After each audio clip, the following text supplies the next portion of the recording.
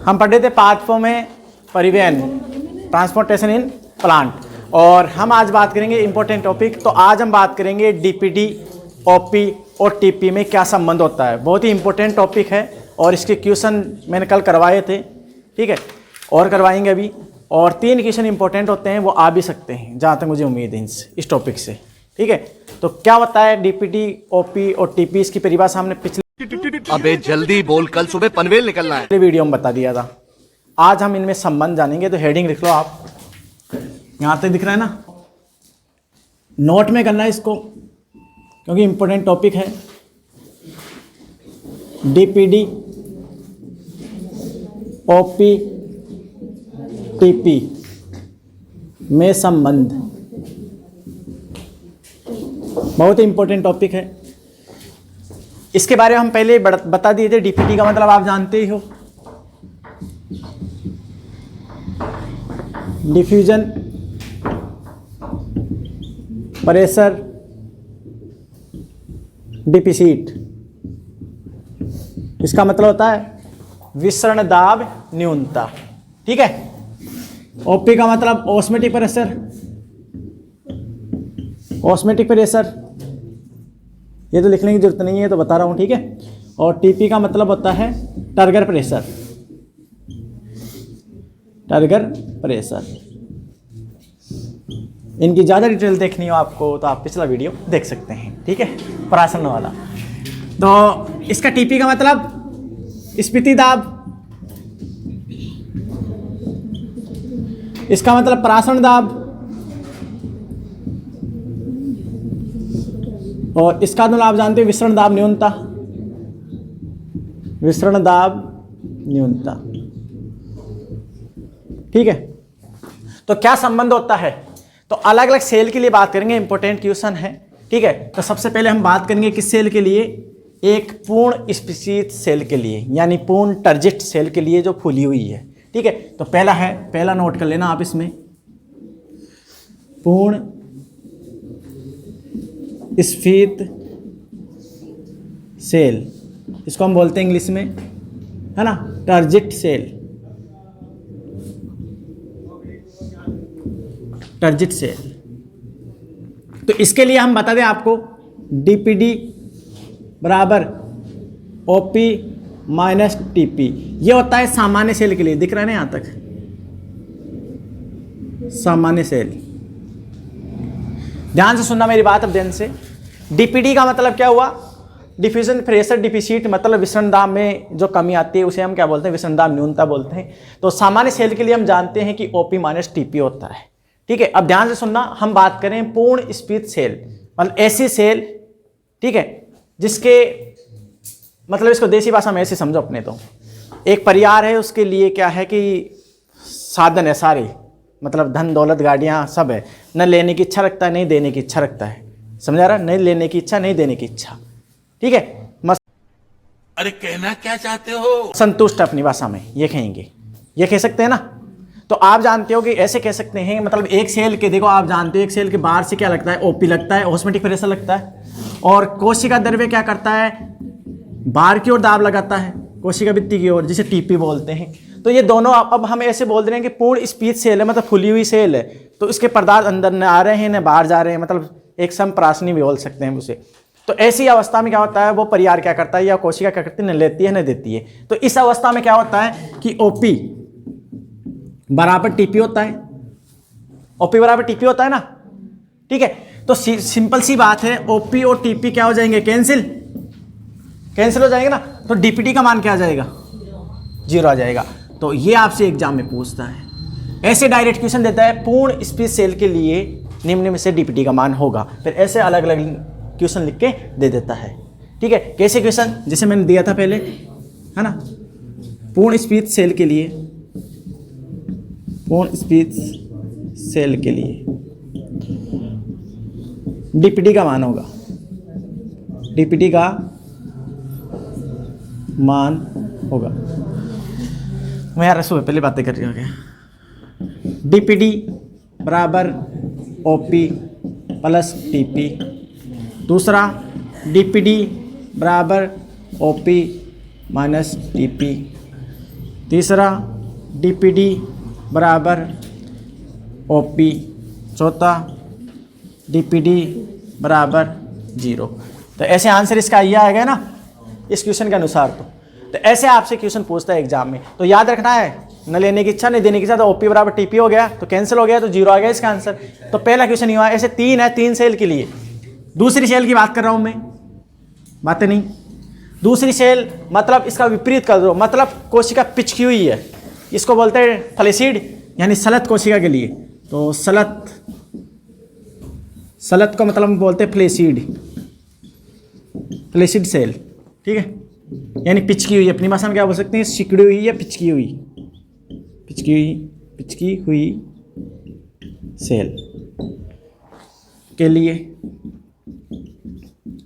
DPD।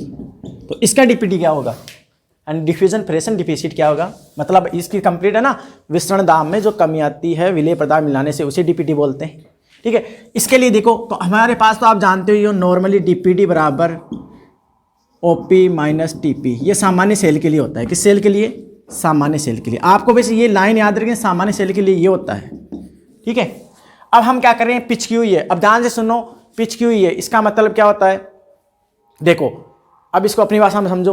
कोई परिवार है, उसके पास क्या है, पैसों की कमी है, मतलब ज़्यादा कमी नहीं है, थोड़ी बहुत ही कमी है, ठीक है। यानी जो कौन है वो चाहिए मतलब मैं ऐसे कह रहा हूँ कि इसमें क्या था कि संतुष्ट था। अब ऐसे मान लो कि उस परिवार के पास पैसों की कमी है, यानी उसके पास कमी है पैसों की, तो वो क्या करता है ना, वो दूसरों पर दबाव नहीं डाल सकता।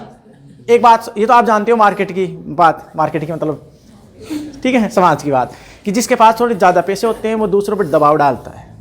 अगर थोड़ा गरीब होगा तो वो ज़्यादा उछल कूद नहीं करेगा, अपनी भाषा में समझते हो, देसी भाषा में उछल कूद नहीं करेगा,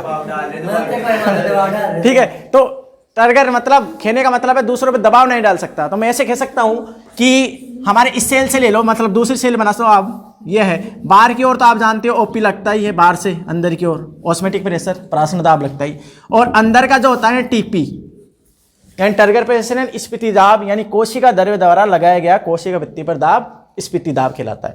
अब हम जानते हैं कि ये कोशिका थोड़ी क्या है, थोड़ी गरीब है अपनी भाषा में, बात तो सही है दौड़ना तो पड़ता है, ठीक है। ये कोशिका थोड़ी गरीब है, तो इसका मतलब ये बाहर की ओर जो टारगेट प्रेशर लगाएगी ये नहीं लगाएगी, मतलब क्योंकि कोशिका द्रव्य इसके पास कम है, मतलब इसके पास पैसे कम है अपनी भाषा में, ठीक है। तो ये क्या TP लगाएगी, तो TP ने बहुत कम लगाएगी। इसका मतलब है कि OP ग्रेटर देन TP, मतलब OP का मान क्या होता है, TP से अधिक होगा नहीं इस अवस्था में, क्योंकि इसमें तो क्या है नॉर्मल थी, इसमें क्या है TP नहीं लगेगा, क्यों, इसके पास कमी है पैसों की, यानी इसके जीवद्रव्य में क्या है कमी है, तो प्रेशर कम लगाएगी, समझ आया। तो OP ग्रेटर देन TP, समझ आया। तो हम यहाँ पर कह सकते हैं DPD बराबर है ना OP, और TP तो 0 मान ले फिर हम, तो यहाँ पर हम कह सकते हैं DPD बराबर OP, मतलब एक पिचकी हुई कोशिका के लिए, फ्लैसिड कोशिका के लिए DPD OP का मान बराबर होता है। क्यों होगा, क्योंकि टारगेट प्रेशर है ही नहीं, क्योंकि इसके पास जीवद्रव्य है वो कमी है, तो कहाँ से दूसरों पे दबाव डालेंगे, है ना। इसके पास तो क्या है, बराबर है, तो ये हो गया। तो ये इसके पास ये हो गया, देसी भाषा हम समझे ना। 2 ये हो गए, तीसरा एक और बता रहा हूँ। तो ये जो आपको आंसर आता है ना, यहाँ पर चेंज कर देते हैं क्वेश्चन को, और इस कोशिका के लिए लिख देते हैं क्वेश्चन, वो आपको छाटना 3 ही है, तो इसे भी लिखो आप। और तीसरा क्वेश्चन एक और बता दूं मैं, नहीं रुक जा, यहीं लिख देता हूँ मैं, तीसरा भी लिख दूँ क्या, समझा दूँ, तीसरा और समझ लो, है ना, फिर लिख लेना। देखो तीसरा क्या है, तीसरा एक और देख लो फिर लिख लेना एक साथ, है ना। तीसरा है, ध्यान से देखो इधर, जीव द्रव्य कुंचित यानी प्लाज्मोलाइट सेल के लिए, जीव द्रव्य कुंचित सेल, इसे बोलते हैं प्लाज्मोलाइट सेल। इसका मतलब ये कोई सेल है, हम ये टॉपिक पढ़ चुके हैं, आपको याद हो। अति प्राशनी विलयन में किसी सेल को अगर रखते हैं तो उसका जीवद्रव्य, कोशिका का जीवद्रव्य बाहर आ जाता है विलयन के बाद, तो कोशिका पूरी की पूरी पिचक जाती है, मतलब गरीब से भी गरीब हो जाती है। ये कह सकते हैं ना, महागरीब कोशिका बोल सकते हैं। ओ भाई मारो मुझे, मुझे मारो। नहीं ये मजाक हो रहा है, एक सेकंड यार, मजाक हो रहा है। मतलब कोई कोशिका है, उसका जीवद्रव्य बाहर आ गया है, अति प्रासनी विलयन के अंदर हम रख देंगे इसे, तो ये इसका जीवद्रव्य सारा बाहर आ गया है, तो ये अवस्था नहीं रहती। फिर क्या होता है, इसे भी मिटा देंगे एक बार, है ना। इसे भी देखो, अब एक बार बाद में लिख लेना, एक बार इसे समझ लो। तो मान लो इसका कोशिका का पूरा, ये कोशिका के जीवद्रव्य बाहर आ गया, ये कोशिका पूरी पिचक गई है, क्योंकि इसका सारा का सारा जीवद्रव्य बाहर चला गया है, क्योंकि अति प्रासनी विलयन में बाहर आ जाता है। ठीक है, तो ये अति प्रासनी विलयन में, तो ऐसी अवस्था में क्या होता है, ध्यान से सुनो, मेरी बात सुना, एक नोट लिखना। नोट का मतलब क्या है, सामान्य सेल के लिए हम जानते हैं, सामान्य सेल के लिए क्या होता है, सामान्य सेल के लिए हम जानते हैं डीपीडी बराबर OP minus OP minus TP, ये सामान्य सेल के लिए होता है।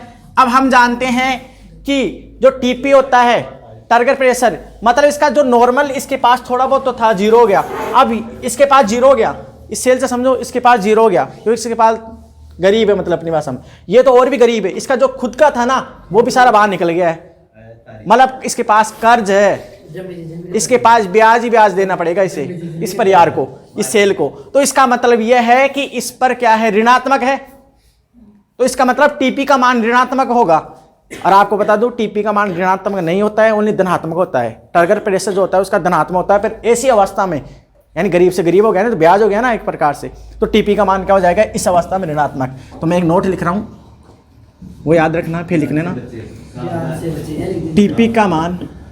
टीपी का मान हमेशा धनात्मक होता है, हमेशा धनात्मक होता है, परंतु जीवद्रव्य कुंचित सेल के लिए, जीवद्रव्य कुंचित सेल के लिए इसका मान एनटीपी का मान ऋणात्मक होगा। तो मतलब अब ध्यान से सुनो इधर देखो, तो डीपीटी सामान्य सेल डीपीटी बराबर ओपी, ये तो होता है सामान्य सेल, माइनस टीपी लिख सकता हूँ ऐसा, मतलब गरीब से भी गरीब हो सकती है, ब्याज ही ब्याज है, कर्ज हो गया इसके ऊपर, तो माइनस टीपी लिख दूँ ना। अब माइनस माइनस कोई ब्रैकेट पहले बाहर माइनस होता है, अंदर का चिन्ह चेंज हो जाता है ना, ये तो आप जानते हो ना, तो ये पॉजिटिव हो जाएगा। तो डीपीटी बराबर ओपी प्लस टीपी, इसका मतलब है कि जीवद्रव्य कुंची के लिए ओपी और टीपी दोनों जुड़ कर आएगा जब ये इसके बराबर आएगा, तो इसका मतलब कमी है इसके पास। तो ये था एक आसान, आपने बता दिया इसकी पूरी जानकारी। और हमारे चैनल को लाइक कीजिए, तुम्हारी इच्छा है तो कर देना यार, नहीं मत करना यार, और लास्ट में यार अगर पसंद आए तो कर ही देना है, कर देना यार। बस हमें डीपीडी ओपी और टीपी में संबंध इन तीनों से क्वेश्चन पूछते हैं, ठीक है। ये अभी जो दिया था तो नोट कर लो, और वीडियो को लाइक और शेयर कर देना, ठीक है।